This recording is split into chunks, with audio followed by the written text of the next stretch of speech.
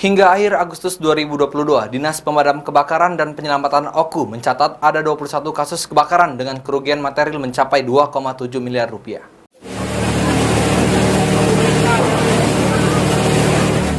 Sejak Januari sampai Agustus 2022, Dinas Pemadam Kebakaran dan Penyelamatan Kabupaten Oku mencatat kerugian material dampak kebakaran pemukiman penduduk mencapai sekitar 2,7 miliar rupiah.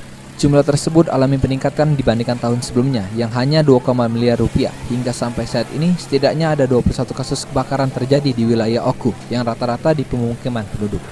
Agar tidak terjadi kerugian lebih besar, Dinas Pemadam Kebakaran terus menghimbau masyarakat untuk pencegahan. Sebagai bentuk pencegahan, Dinas Pemadam Kebakaran dan Penyelamatan Oku kini membentuk posko pemadam kebakaran di masing-masing kecamatan di wilayah Oku dengan jumlah masing-masing 24 anggota serta armada selama 24 jam. Saat ini juga DPKP gencar membentuk relawan kebakaran di tingkat desa yang melibatkan tokoh pemuda yang kini baru-baru terbentuk di 8 desa. Kemudian ikuti prosedur yang pernah diterapkan oleh Dinas Pemadam Kebakaran cara penanggulangi api kecil. Siapkan alat-alat pemadam ringan yang bisa kita siapkan secara ringan dan murah di rumah seperti karung basah, lap basah, pasir dan lain sebagainya. Tetapi apabila ada gejala api itu sudah tidak terkendali lagi, jangan panik, segera hubungi pemadam kebakaran secepatnya.